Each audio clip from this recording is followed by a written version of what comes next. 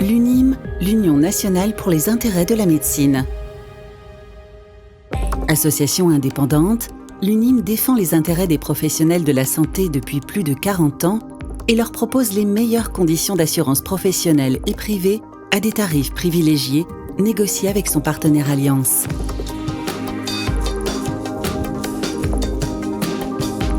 Ensemble, assurés d'être bien assurés.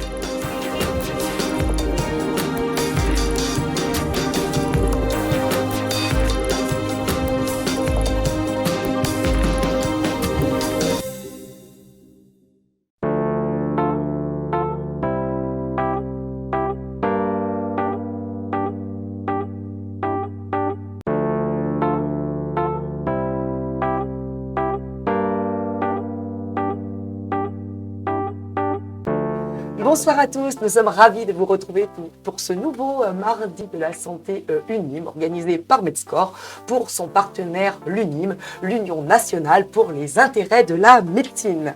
Et donc tous les 15 jours, nous nous retrouvons dans ces studios de Medscore pour aborder différentes problématiques qui tirent les professions vers le haut, qui bousculent les pratiques.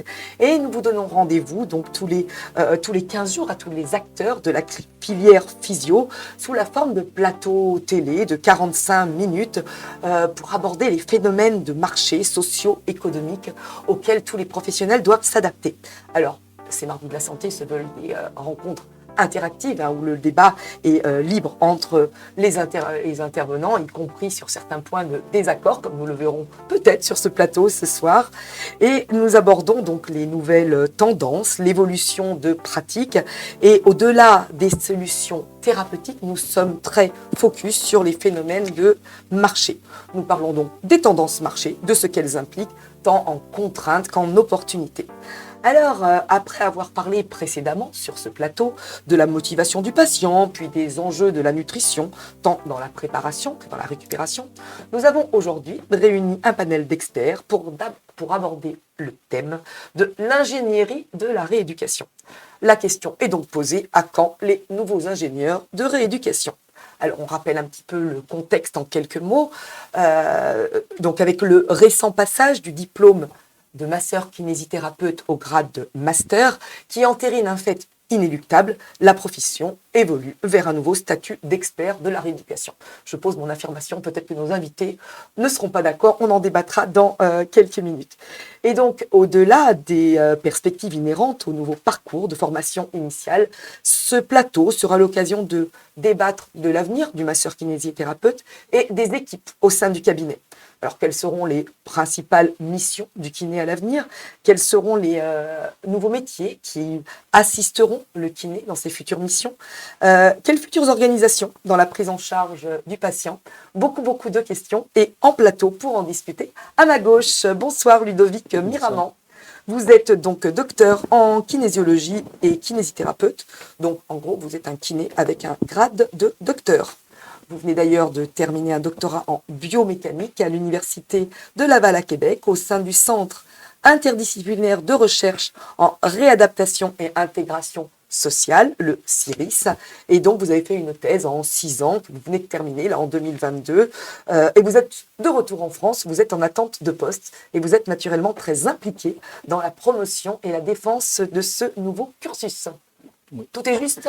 Oui, à peu près. Bon, voilà. Vous récupérez. À ma droite, Stéphane Guérino. Donc, vous êtes un habitué de nos plateaux. Bonsoir de revenir nous voir. Vous êtes masseur kinésithérapeute du sport, ostéopathe, acupuncteur. On précise aussi donc ex-athlète de haut niveau en aviron, multimédaillé mondial et finaliste olympique au JO d'Atlanta en 1996. Vous êtes président de la Ligue d'aviron d'Auvergne-Rhône-Alpes et membre du comité directeur de la Fédération d'aviron. Alors, parallèlement à tout ça, vous avez fondé le cabinet Kiné Lyon Sport, qui rassemble 9 kinés et d'autres professionnels du sport et de la santé, en lien notamment avec plusieurs chirurgiens de la raison. Vous êtes également formateur en santé, intervenant en TMS, donc en troubles musculo-squelettiques en entreprise, à travers l'entreprise Kiné Lyon Formation. Et par ailleurs, c'est une casquette qui va particulièrement nous intéresser ce soir, vous êtes syndiqué au sein de la FFM donc qui est le premier syndicat de la profession, qui regroupe 95 syndicats départementaux et qui œuvre pour peser dans l'évolution du métier. Pour vous, se syndiquer, c'est faire acte de solidarité dans l'intérêt collectif. Ça vous convient comme présentation? Tout à fait. Très bien, merci. Et avec nous en visio, Arnaud Etcheparbord, nous sommes ravis de vous retrouver également, puisque nous avons déjà eu l'occasion et le plaisir de vous accueillir. Donc, vous êtes kiné-ostéo, membre du conseil départemental de l'Ordre des masseurs-kinésithérapeutes des Pyrénées-Atlantiques, donc dans le 64. Vous avez eu 16 ans au conseil de l'Ordre et vous êtes cofondateur de la Maison de la Santé pluriprofessionnelle de Amicuzé-Ostibaré à Saint-Palais. C'est exact, je n'ai rien écorché. Et allez-y. Voilà. Et par ailleurs, vous êtes détenteur d'un master en ingénierie de la rééducation du handicap et de la performance motrice, ainsi que de quelques diplômes universitaires au préalable. Mais avant d'entrer dans le débat de ce soir, nous sommes ravis d'accueillir ici Aude Penel, qui représente notre partenaire UNIM sur le plateau. Donc Aude, vous êtes déléguée au conseil et à l'expertise des solutions clients au sein de la direction du développement de l'UNIM. Et alors, pour ceux qui par hasard ne vous connaîtraient pas encore, qu'est-ce que l'UNIM? Bonjour Nathalie. Alors l'UNIM, c'est une association confraternelle à but non lucratif qui s'est organisée il y a une quarantaine d'années, qui a été fondée par des professionnels de la santé, finalement, comme vous. Et cette association, elle a un double objectif, c'est défendre les intérêts des professionnels de santé, mais également d'aller négocier des contrats, des prestations en prévoyance, santé, cabinet de groupe et également en assurance emprunteur. Voilà. D'accord. Est-ce qu'on peut prendre un petit cas pratique pour voir concrètement quelle est votre action? Alors en fait, on va intervenir, comme je dis, sur différents sujets, la prévoyance, l'assurance emprunteur, la complémentaire santé, mais également les garanties croisées entre associés. Et puis, un assureur va, en tout cas, ce qu'on va proposer l'association, c'est des contrats et des solutions en termes de prévoyance, c'est-à-dire quand on est en arrêt de travail, il va bien falloir, j'ai envie de dire, compléter les revenus qu'on ne va plus pouvoir gagner, mais également pouvoir financer ses frais professionnels. Ça va intervenir également en invalidité, puisque en fait, on peut être alors à différents degrés, j'ai envie de dire, puisqu'on peut être en invalidité partielle, c'est-à-dire avoir un degré d'invalidité qui n'empêche pas de continuer son activité professionnelle, mais qui quand même limite sa capacité de gain. Et donc, une prévoyance va également venir compléter ses revenus dans ces cas-là. Et puis, dans les cas les plus graves, c'est-à-dire l'invalidité totale, venir remplacer les revenus ou, dans le cas de décès, apporter des capitaux à la famille pour pouvoir financer des études, maintenir le niveau de vie du conjoint survivant ou encore pouvoir donner des capitaux à des associés pour pouvoir racheter des parts, par exemple, d'un cabinet. Voilà. D'accord, très bien. Alors, comme tous les 15 jours, l'UNIM propose un atelier à nos auditeurs. De quoi va-t-il s'agir ce soir? Faites-nous un petit teasing. Alors, ce soir, on va vous parler d'un sujet d'actualité. Il s'agit de la loi Lemoine. On en a entendu beaucoup parler dans la presse. On ne sait pas forcément quelles sont les implications. Donc, l'idée ce soir dans l'atelier, c'est de revenir avec vous sur comment la loi Lemoine va vous impacter dans le cadre de vos crédits bancaires. Merci beaucoup, Aude. Donc, un atelier qui s'annonce fort intéressant. Donc, nous vous encourageons à rester au-delà de cette émission pour participer à cet atelier. Donc, à présent, nous rappelons les objectifs de cette émission. Donc, c'est une soirée qui veut envisager les enjeux autour de l'évolution de la formation des masseurs kinésithérapeutes. Alors, c'est quelque chose qui est en pleine actualité car des choix politiques sont en cours, ce n'est pas encore tranché, les enjeux sont plutôt importants pour les futurs kinés et finalement la position de l'ordre est assez attendue. Alors malheureusement aucun représentant n'a pu participer sur ce plateau ce soir, ce qui peut-être est lié aux décisions en cours et pas encore tranchées. Donc au programme, 3 aspects essentiels pour traiter notre sujet du jour. Donc nous allons parler de ce diplôme de masseur kinésithérapeute, diplôme d'État au grade de master. Quelles sont les principales missions du kiné masterisé? Nous ouvrirons sur le nouveau statut d'expert de la rééducation. Alors, est-ce que le clinicien devient un expert diagnostic, un expert de rééducation. La terminologie est encore un petit peu floue à clarifier. Et donc, en tout cas, ce qui est sûr, c'est que la profession va être influencée par des choix politiques qui sont en train de se faire. Et en dernière partie, nous envisagerons quels sont les nouveaux métiers qui vont assister le kiné expert dans ces nouvelles missions et quelle future organisation cela implique dans la prise en charge du patient. Donc ce sont nos 3 axes et c'est sur ces 3 axes que je vous demanderai à tous les 3 messieurs de vous positionner. Donc première partie, focus sur le diplôme de MK au grade de master. Je vais vous demander peut-être à vous, Arnaud en premier, qu'entend-on par ingénierie de la rééducation? Qu'est-ce qu'un ingénieur de la rééducation et à quoi correspond ce grade de master? Alors, on parle surtout là de réingénierie de la profession parce qu'en fait, initialement, la formation de kiné se faisait il y a plusieurs années de ça, en 2 ans, puis en 3 ans, et avait une équivalence universitaire à un niveau Bac plus 2, jusqu'à il n'y a pas si longtemps. Moi, quand je suis sorti en diplôme en 2019, c'était équivalent universitaire en Bac plus 2. Donc, il y a une volonté politique de tirer ce niveau vers le haut, qui était le cas déjà dans beaucoup d'autres pays, dans les pays anglo-saxons, en Australie, dans les pays nord-américains. Et donc, depuis plusieurs années, les syndicats et le Conseil de l'ordre ont œuvré pour faire évoluer ce statut-là et le faire amener à un grade master. Mais tout ça pour sortir, en fait, également la profession d'un statut de technicien vers un statut d'ingénieur, c'est-à-dire un praticien réflexif qui va être capable d'élaborer un diagnostic différentiel, un diagnostic d'exclusion, une capacité de triage, d'orientation, de pronostic. Voilà. Donc c'est ce qu'on entend derrière le grade master. Enfin, l'ingénieur en rééducation, c'est... Donc, merci beaucoup Arnaud. Je me tourne à présent vers vous, Ludovic Miramant. Donc, on rappelle, vous êtes docteur en kinésiologie et kiné, donc kiné avec un grade docteur. Quels sont les enjeux actuels de l'universitarisation de la profession? Déjà, je rejoins sur ce qu'a dit Arnaud. Le but du jeu, c'est que les étudiants qui sortent, les futurs praticiens, aient une analyse réflexive de leur pratique.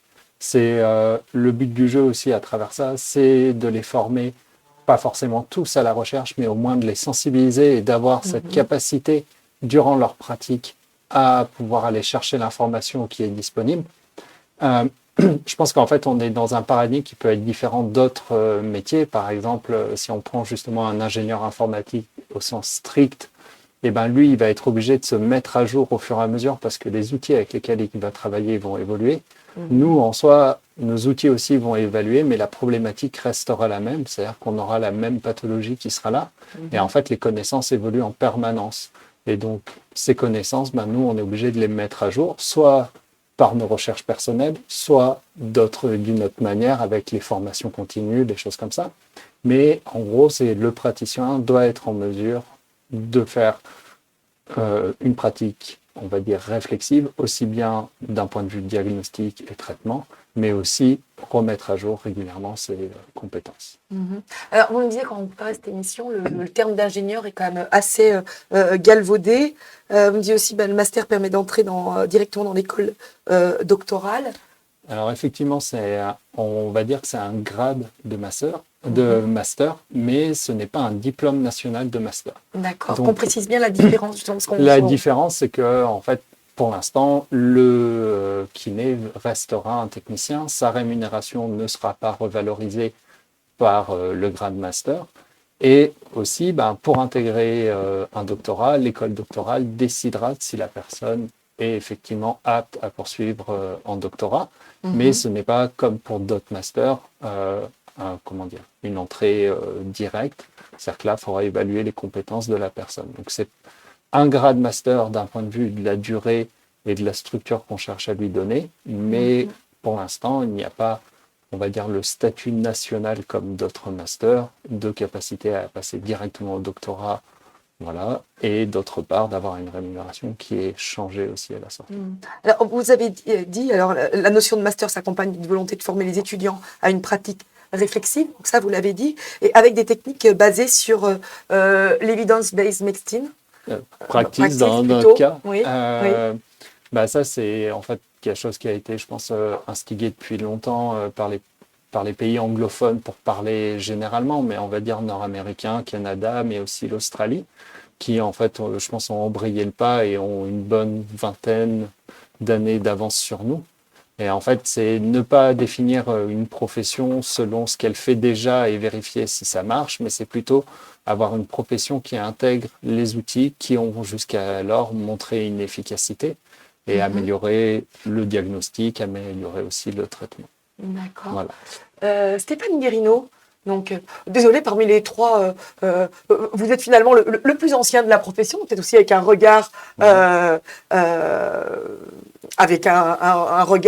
dû à votre expérience. Comment vous réagissez à ce que viennent de nous dire Arnaud et Ludovic, et comment percevez-vous ce... Alors, je dirais que c'est très prometteur Mhm. parce que on travaille un peu dans notre coin, on n'est pas toujours à même de voir les publications, d'être au fait des nouvelles techniques et on utilise et on fait ce qu'on a l'habitude de faire depuis des années avec un petit peu d'empirisme, un petit peu de statistique, avec notre expérience, qui a ses résultats, qui a ses défauts, qui est parfois efficace, parfois on ne sait pas comment orienter une rééducation. Et je trouve que cette approche de master qui va pouvoir déboucher sur une amélioration de la méthodologie, une approche plus scientifique. Mhm. Et si on a des collègues qui se penchent plus sur la recherche, je pense que c'est quelque chose qui va nous faire grandir et qui va nous permettre d'évoluer dans le bon sens et peut-être d'enlever certaines choses qui finalement étaient inefficaces proprement dit scientifiquement, mais sans oublier le côté aussi humain, le côté relationnel qui, dans le soin, est très très important. La confiance qu'un patient donne à son thérapeute, on sait que c'est primordial. Donc il va falloir jouer avec ces deux aspects-là, le côté humain puis le côté scientifique, et savoir comment arriver à bien les organiser. Et là, ça va être ceux qui vont gérer l'enseignement avec les chercheurs, avec les praticiens, pour arriver à trouver quelque chose qui est une bonne osmose. Et je pense qu'il y a du travail. Donc, quelque part, vous êtes en train de nous dire, ça vous bouscule un petit peu, mais, mais dans le bon sens. Dans le bon sens, ouais. puisque ça permet finalement de se remettre en question. Voilà. Ouais. C'est pas, je l'ai toujours fait, donc ça marche comme ça. C'est tiens, on a des... C'est ce que je dis, il faut se poser les bonnes questions, mais il faut avoir les outils aussi, et il faut se remettre en cause régulièrement, parce que les choses évoluent. Et si on reste toujours sur les mêmes choses, à un moment donné, on n'avance pas avec la science, avec les connaissances, et c'est dommage pour nous. Ludovic, est-ce qu'on pourrait comparer un petit peu avec le modèle canadien? Donc, on a dit en introduction que vous aviez fait votre doctorat outre-Atlantique, chez nos amis canadiens. Quelque chose qui m'a surpris dans notre échange, nous avons préparé, mais il dit que le titre de docteur au Canada donnait directement l'HDR. Donc l'HDR, c'est l'habilitation à diriger des recherches. Les chercheurs, chez nous, en France, ils mettent un certain nombre d'années à valider cet HDR.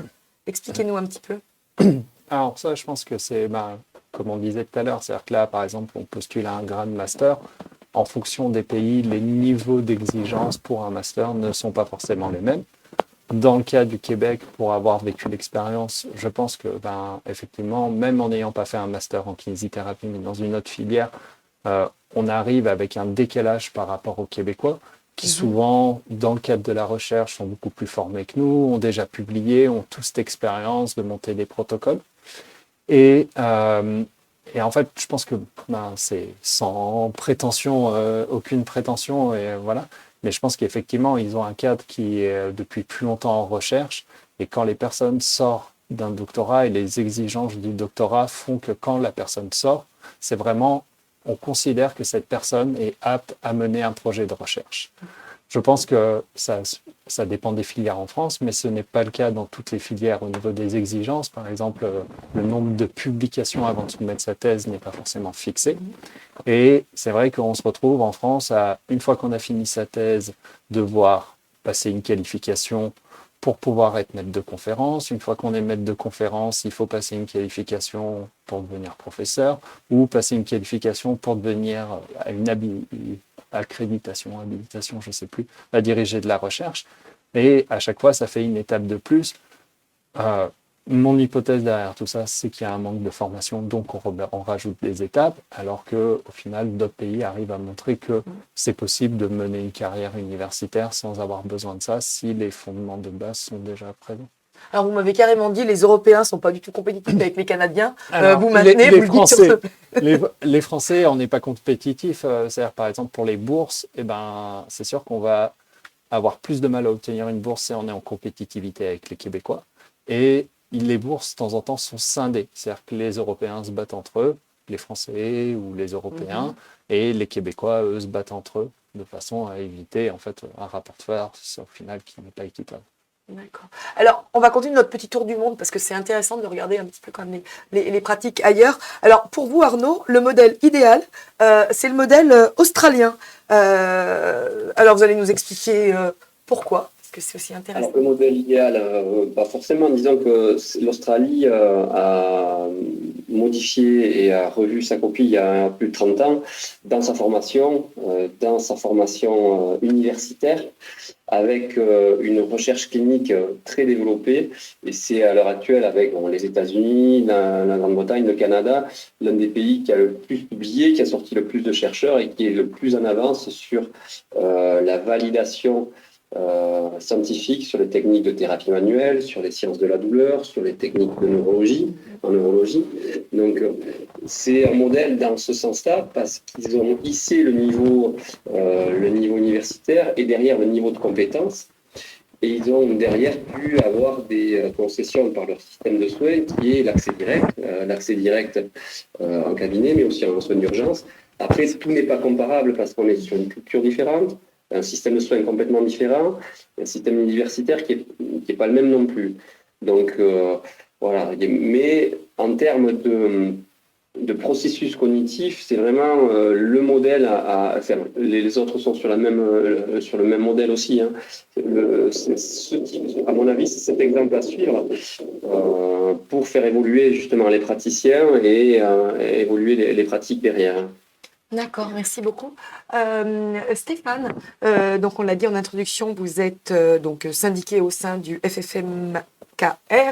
Quel est, alors je ne sais pas si vous êtes le porte-parole ou le représentant, vous ne l'êtes pas, mais en tout cas, quelle est la position de ce syndicat par rapport à ce besoin d'universitarisation et donc ce grade master? C'est une bonne chose. Les syndicats ont poussé pour ce genre d'évolution. Après, il y a de grandes interrogations en ce qui concerne comment on va financer des postes de chercheurs, comment on va financer des labos, voilà, qui va le faire, sous la direction de qui. Tout ça, c'est encore très flou. Il y a plein d'interrogations et c'est à construire. Donc, il y a déjà des bases sur certains contenus, des contenus horaires de travail, des contenus de recherche, un peu de méthodologie, mais c'est pas encore. Disons que nous, praticiens qui sommes un peu la tête dans le guidon, on n'est pas très au fait de ce genre de choses et c'est là où il va falloir qu'il y ait de la communication pour aller chercher un petit peu les compétences là où elles sont. Et il y en a déjà qui sont très calés en termes universitaires et qui aiment faire de la recherche, qui aiment faire de la statistique, qui aiment faire un travail poussé. Donc voilà, je pense qu'il y a des choses à faire, mais le syndicat est très favorable à ça et fera le maximum pour après revendiquer auprès des institutions, des pouvoirs publics, pour qu'il y ait des financements et pour que ça puisse évoluer. Parce que si on veut faire évoluer une profession, il faut qu'il y ait de la recherche, il faut qu'il y ait du travail. Alors, comme annoncé au au début de cette émission, ce plateau a pour vocation d'envisager les enjeux autour de l'évolution de la formation des masseurs-kinésithérapeutes, d'autant plus qu'il s'agit d'un sujet actuellement en discussion en haut et que la position de l'ordre n'est pas encore clairement tranchée. Donc nous sommes en pleine actualité avec des choix politiques à venir. Et donc après avoir parlé du grade de master et des principales missions du kiné masterisé, nous allons parler de ce nouveau statut d'expert de la rééducation. Alors je mets des guillemets sur tout parce que je sais que tout le monde n'est pas forcément d'accord et avec le vocable, les termes employés et justement la philosophie reste la même sur ces plateaux. C'est vous éclairer sur des sujets qui sont encore pas complètement clairs. Donc c'est vrai qu'on se met nous-mêmes en position un petit peu délicate parce qu'on va volontairement sur des sujets en cours d'évolution, donc c'est pas forcément évident. Et donc si on parle de l'ouverture sur un nouveau statut d'expert de la rééducation. Au-delà du diplôme, quelles vont être les responsabilités? Donc, je pose la question à vous trois. Est-ce que le clinicien devient un expert diagnostic, un expert de la rééducation? Comment on oriente les choix politiques? Ludovic, vous avez envie de vous... Je peux y aller. Eh ben, allez-y. Déjà, en fait, le terme d'expert, normalement, est un terme en fait, qui est censé être protégé. C'est-à-dire qu'on n'est pas expert qui le veut. On ne se décrète pas expert. Voilà, on ne se décrète pas expert. Après, dire qu'on va devenir expert de la rééducation, je pense que ça serait aussi peut-être oublier d'autres professions parce que la rééducation, c'est un domaine, un domaine large. Il y a d'autres professions qui interviennent en réadaptation, en rééducation, comme on voudra. Donc, dire un expert, je ne sais pas. Mais par contre, je pense que effectivement, la formation vise à rendre les personnes plus performantes dans leur appréhension de la réadaptation, que ce soit à différents niveaux. Comme on disait tout à l'heure, il y a le traitement, mais il y a aussi, par exemple, on reste un travail avec des individus où il faut quand même prendre en compte aussi ces individus. Et du coup, je parlerai plus que, on va dire qu'on est en train d'approfondir, il y a un approfondissement qui est fait au niveau de la profession, des connaissances. Et en fait, je pense que ces connaissances, c'est quelque chose qui est déjà présent sur le terrain et qui s'est montré par lui-même. On a du mal à avoir toutes les connaissances de tous les domaines et automatiquement, les gens ont tendance à quand même réduire leur activité à un certain type, soit de population, soit de pathologie. Et donc, je pense qu'en fait, c'est cet approfondissement où on va devenir potentiellement de plus en plus spécifique d'un traitement et mieux connaître ce traitement ou une pathologie, mais sans pour autant vraiment parler de spécialité ou d'expertise. C'est vraiment un approfondissement d'un domaine pour un praticien. D'accord. Alors Arnaud, on l'a déjà dit, les décisions politiques sont en cours, c'est pas tranché. Quand on a préparé ensemble cette émission, on m'a dit il y a un petit peu deux options. Hein. On reste dans le même modèle, sans lien de subordination, ou alors on va vers des kinés ingénieurs et donc ça sous-entend des aides kinés. Alors je préfère que ce soit vous qui exprimiez votre pensée plutôt que moi qui la retranscrit pas forcément fidèlement. Quelle est votre position? En fait, encore une fois, si on se base à ce qui se fait sur d'autres pays un petit peu en avance, donc des kinés, notamment aux États-Unis, notamment au Canada, vous avez des kinés, des aides kinés, c'est-à-dire qu'il y aura un kiné qui aura un bachelor, qui sera un technicien, et au-dessus, vous aurez les kinés qui auront, aux États-Unis, c'est un diplôme, c'est un doctorat en physiothérapie, c'est un DPT, c'est un doctorat d'exercice, c'est pas un doctorat de recherche. Si vous voulez, il y aura le kiné référent au-dessus qui aura une spécialité. Alors, encore une fois, c'est le cas, on ne peut pas parler de spécialité en France, mais c'est le cas en Australie, c'est le cas en Angleterre, où il y a un spécialiste éthique, un spécialiste en neurologie. Et sur les pathologies comme le musculo-squelettique, il y a un accès. Et derrière, ce kiné va être capable d'élaborer une stratégie qu'il va proposer à un kiné. Le problème, c'est en France, pour le moment, l'ordre n'est pas en position de subordination. Si vous voulez, les propositions qui sont faites à l'heure actuelle sur l'accès direct, pour tous les kinés diplômés d'État, ce sera pas un spécialiste musculo-squelettique qui va accueillir la lombalgie, le lombalgique aigu ou le hantax de la cheville. Ce sera le kiné qui sera formé et qui sera dans les structures, les structures de coordination ou les centres de soins, qui pourra recevoir une délégation du médecin. En fait, c'est pas réellement un accès direct, c'est une délégation sur les termes, mais accès direct. Et ça ne sera pas un kiné spécialisé en musculo-squelettique, c'est-à-dire que tous les kinés faire ça. Et en fait, pour le moment, le Conseil de l'Ordre, de ce que j'ai pu avoir, moi, je suis au niveau du département, c'est-à-dire rasé Bruxelles. Donc, je ne suis absolument pas dans les hautes sphères de l'ordre. Et ce qui est voulu à l'heure actuelle, c'est éviter une subordination avec des sous-kinés ou des aides-kinés. D'accord. Alors, l'ordre doit définir avec le gouvernement le périmètre, le champ de compétences des masseurs kinésithérapeutes. Quelles sont vos attentes? À quoi aspirez-vous, par exemple, Stéphane, si on est dans l'attente de cette définition du périmètre? Quelle doit-elle être? C'est une bonne question. Alors, concrètement, dans les cabinets, on sait déjà qu'il y en a qui se spécialisent un petit peu, qui sont plus sur le mouvement supérieur, plus sur les enfants, d'autres sur la rééducation, la réathlétisation, d'autres qui sont plus sur la lombalgie, la rhumato,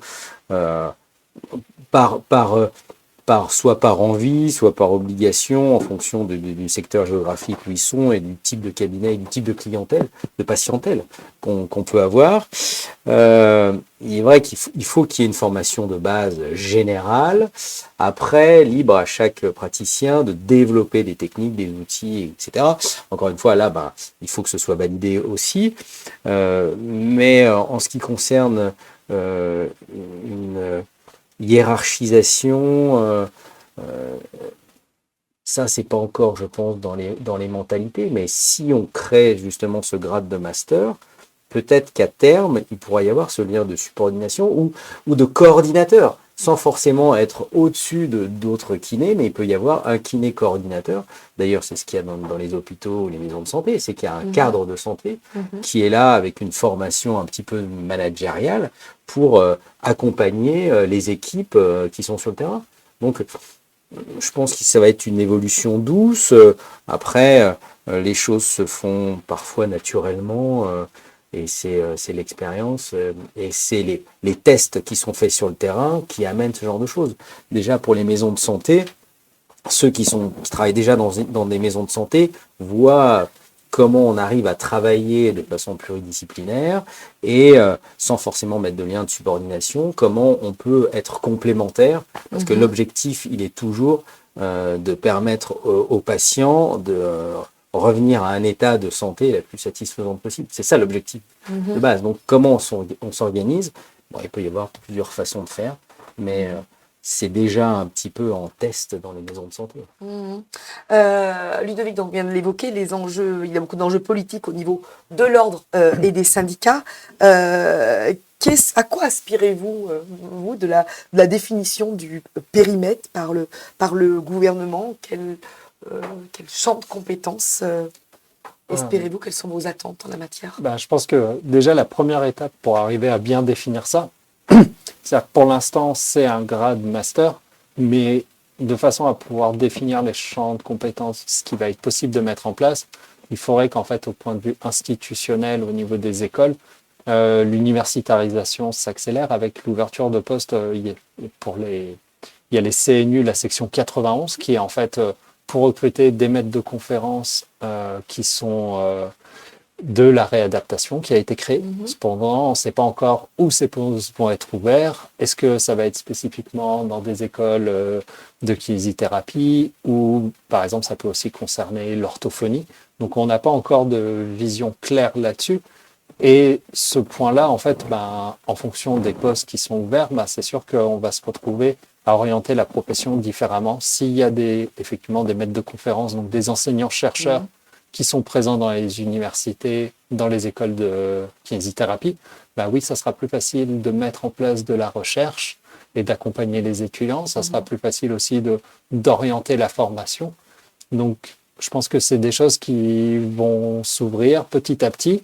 En fonction, je pense qu'il va falloir s'adapter et en même temps, l'ordre et les syndicats continuent en fait de négocier en permanence pour que ça soit le plus en adéquation aux volontés et je pense que aussi d'essayer d'arriver à rejoindre un petit peu les modèles qui peuvent être ceux en Australie ou à Québec. D'accord. Alors, Arnaud, vous me disiez, la subordination est un sujet actuel qui est très clivant. Et vous dites que finalement, dans cette évolution, on crée une subordination indirecte. Oui, parce que ce qui pose problème, c'est de savoir,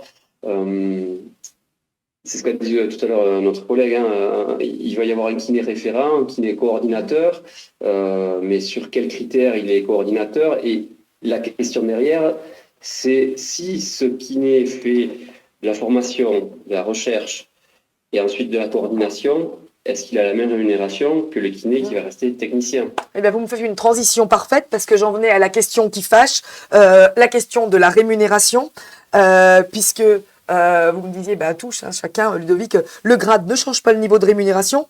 Le kiné va rester un technicien de santé.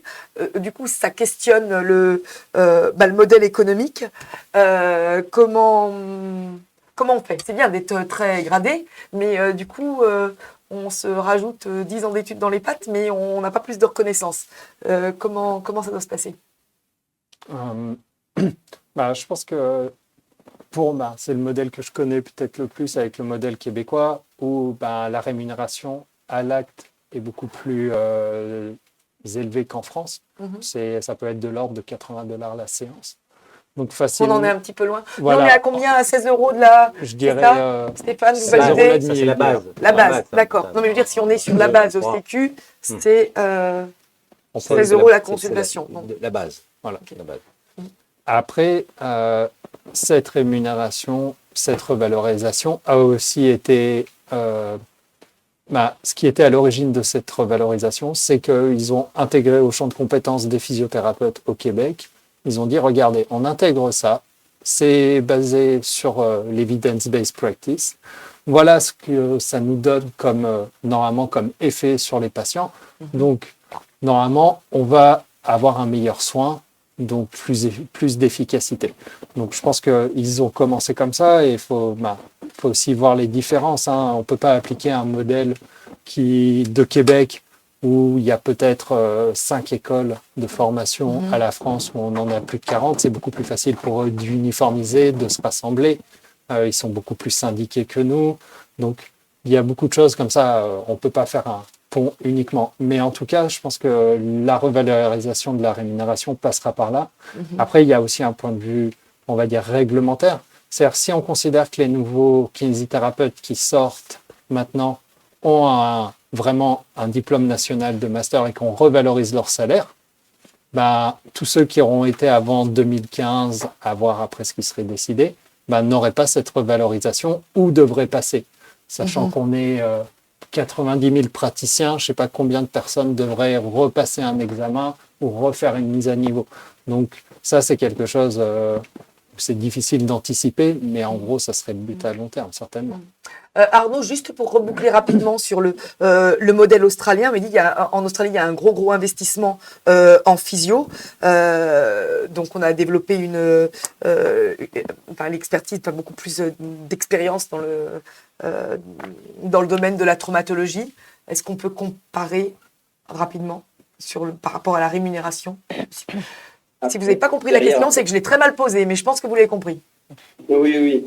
Disons que ils ont beaucoup développé donc la recherche, donc ils ont un niveau d'expertise clinique qui est très élevé, et derrière ils ont un niveau d'acte qui est proche de celui du Canada. On n'est pas du tout sur la même rémunération. Du coup, les praticiens ont du temps, parce que c'est bien beau d'avoir un grade master, mais faire à 16 € faire du diagnostic, diagnostic d'exclusion, prendre des responsabilités, faire du pronostic, préparer un traitement, tout ça à 16 €. C'est compliqué à l'heure actuelle, et prendre du temps pour se former et ne pas être au cabinet pendant qu'on se forme. Tout ça, voilà, c'est des questions qui sont compliquées et qui, effectivement, en Australie, je vous dis encore une fois, ça fait 30 ans qu'ils ont mis le paquet sur la recherche, mis le paquet du coup sur le niveau de compétences, et ils ont intégré, ça fait longtemps qu'ils sont dans les services d'urgence en musculo-squelettique, ça fait Voilà. Mais la rémunération, ça passera forcément par le nerf de la guerre qui est la rémunération. Mhm. Merci beaucoup. Je pense que là-dessus, il y a un consensus entre vous trois. Ça me paraît un petit peu évident. Alors, quels seront les nouveaux métiers pour assister le kiné expert dans ces nouvelles missions? Quelles futures organisations cela implique dans la prise en charge du patient? Donc, nous poursuivons notre échange après une courte vidéo de notre partenaire l'UNIM que je vous invite à regarder. L'UNIM, l'Union nationale pour les intérêts de la médecine.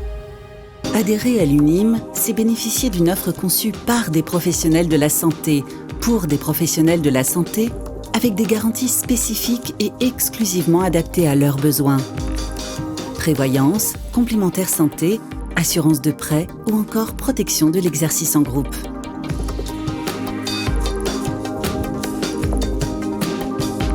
Ensemble, assurés d'être bien assurés.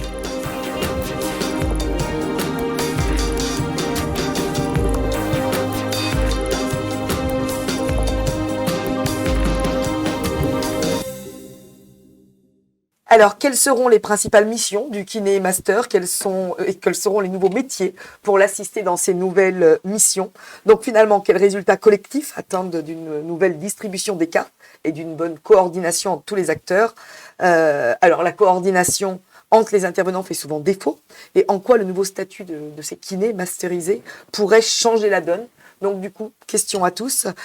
Comment voyez-vous l'évolution des professions adjacentes autour de l'évolution de la profession de kiné et comment tous les acteurs doivent se coordonner pour une meilleure synergie possible? Stéphane, c'était vous.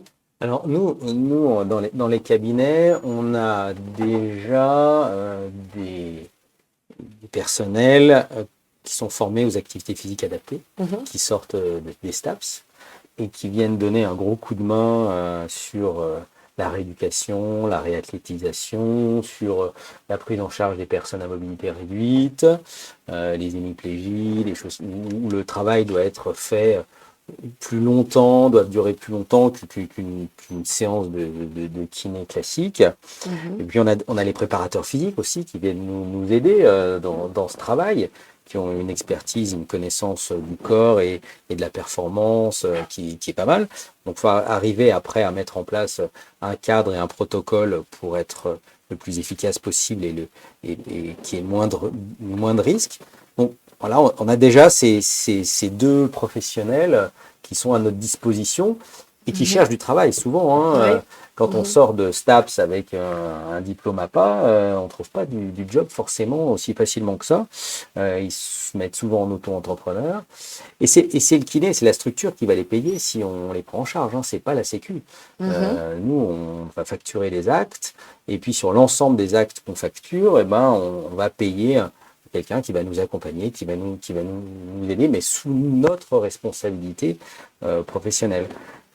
Voilà, après, effectivement, il ne va pas y avoir de niveaux différents d'un kiné à l'autre. Ça serait compliqué, ça. Alors, selon vous, Ludovic, quels seraient les nouveaux métiers pour assister le kiné expert? Alors, si on prend un exemple, peut-être parmi d'autres, on prend l'échographie, qui est de plus en plus utile en kinésithérapie. Alors, est-ce qu'on va avoir besoin de s'appuyer sur un spécialiste, sur un échographe, comme le chirurgien s'appuie sur un radiologue avant d'agir? Alors, déjà, des médecins font aussi des échographies. Après, je pense que c'est plus une adaptation en fait aux technologies qui deviennent de plus en plus faciles d'accès. Donc, il y a l'échographie où il y a de plus en plus de kinés qui se forment à l'échographie pour pouvoir en fait améliorer leur diagnostic quand ils ont des personnes qui viennent les voir. Je pense aussi on va avoir beaucoup de petits capteurs qui vont arriver dans les années à venir qui nous permettent d'avoir un retour sur notre course à pied, sur notre marche. Et au final, c'est des nouvelles données avec lesquelles le thérapeute va devoir se familiariser. Et je pense que c'est une forme, on va dire, ça m'embête de le dire, mais d'expertise, et en fait, qu'il va falloir utiliser. Et après, dans la mesure où il y a de nouveaux champs comme ça qui arrivent, est-ce qu'on va être à même de pouvoir analyser, traiter, tout faire? Donc, c'est là où aussi il y a certaines universités en France qui on fait le niveau licence master en réadaptation.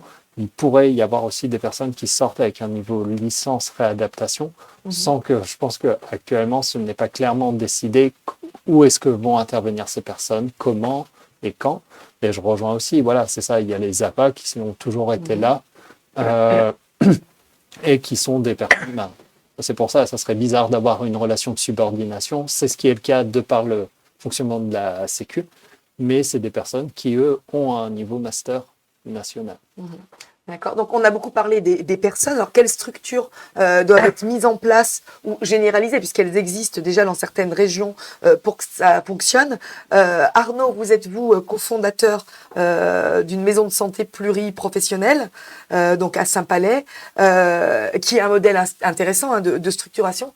Qu'apporte ce modèle par rapport à tout ce qu'on a dit avant sur ces nouvelles professions connexes qui accompagnent l'évolution du kiné? Le terme, en fait, qui définit très bien la structure qui est la maison de santé et l'étage au-dessus, on parle de plus en plus de CPTS, communauté professionnelle territoriale de soins, c'est la coordination. En fait, tout à l'heure, on parlait de nouvelles activités. Moi, je suis gérant de la maison de santé et on a un CPTS sur le territoire de santé.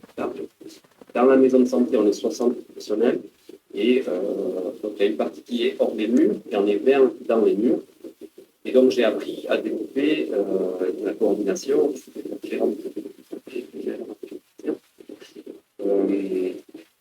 Et ça permet en fait de développer beaucoup de transversalité avec les autres professions, de découvrir les compétences des autres, de croiser les compétences, de développer la culture médicale et paramédicale, parce qu'en fait, on est très cloisonné. Il y a beaucoup de réunions de concertation, on a une commission de santé, on a développé une commission de formation, les techniques qu'on utilise et sur la sémantique qu'on utilise aussi pour être d'accord, parce qu'en fait, il est important que le patient soit pris en charge et le même discours avec les mêmes mots, sinon ils sont complètement perdus, c'est très facile de les perdre. C'est vraiment la coordination. D'accord. Merci beaucoup. Donc là, je pense qu'on est aussi sur un certain consensus sur la coordination. Je crois que sur la rémunération, tout le monde est d'accord. Il n'y a pas, faut qu'on trouve des solutions.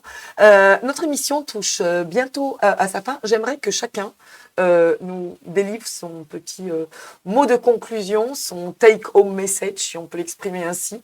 Que faut-il retenir de cette table ronde, malgré toutes les incertitudes qui entourent notre sujet de ce soir? Qu'est-ce que vous avez envie qu'on retienne? Je vous laisse. Je vous sens inspiré. Ouais. Je dirais qu'il faut que nous, praticiens qui sommes dans les cabinets, il faut vraiment qu'on aille plus vers, qu'on soit plus accompagné par la recherche, qu'on soit aidé par la recherche fondamentale, qu'on nous apporte des méthodologies, qu'on nous dise effectivement, ça a ses limites, et qu'on puisse aussi participer à notre manière, en amenant aussi ce qu'on appelle la data, c'est-à-dire de l'information sur du grand volume, parce qu'il peut y avoir des recherches qui sont faites sur 10, 20, 50 personnes. Après, c'est toujours intéressant de voir ce qui se passe sur 200, 300, 500, 1000 personnes.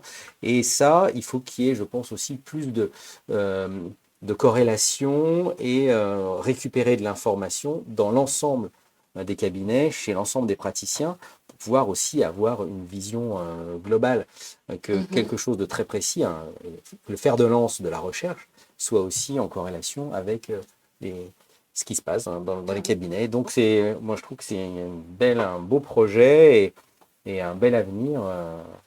De toute façon, il y a besoin de performance, d'efficacité, parce qu'on a besoin de plus en plus de s'occuper de notre population qui vieillit. Merci beaucoup. Donc je pense que c'est ni Arnaud ni Ludovic qui vont être opposés à cela. Vous avez presque un peu du petit lait par rapport à ce que nous dit Stéphane. Arnaud, votre petit mot de conclusion, et puis je crois qu'après il faut qu'on vous libère. Oui, non. Mais effectivement, on est tout à fait d'accord sur l'évolution des praticiens. Tout ça concourt à l'amélioration des pratiques et des patients, la coordination, améliorer la prise en charge des patients, améliorer l'offre de patients. Vraiment, on tire le niveau de la protection vers le haut, on tire le niveau de l'offre de soins et la prise en charge. Alors, merci beaucoup. On a eu un son un petit peu laborieux, on n'a pas tout, mais on a quand même compris la pensée. Je vous laisse, Ludovic, le petit mot de la fin. Est-ce que vous souhaitez faire passer comme message pour défendre Je trouve que l'accès au grade, pour l'instant, est une bonne entrée, on va dire, pour que la recherche commence à rentrer dans l'école. Et surtout, ce que je vois à travers ça, c'est que, voilà, elle rentre dans l'école, mais ça n'empêche pas qu'on va former des praticiens, des gens qui vont être sur le terrain auprès des patients. Et que, en fait, c'est surtout ces personnes vont sortir avec cette connaissance, cette capacité à pouvoir aller chercher. Et en fait, c'est ce qui va faciliter sur le long terme l'échange entre les chercheurs et les cliniciens. S'ils ont déjà eu cette sensibilisation pendant leurs études, ils seront plus à même de recevoir le message. Et donc, en fait, pour moi, c'est encourageant et que notre pratique va évoluer, la formation aussi, et c'est tant mieux si c'est comme ça.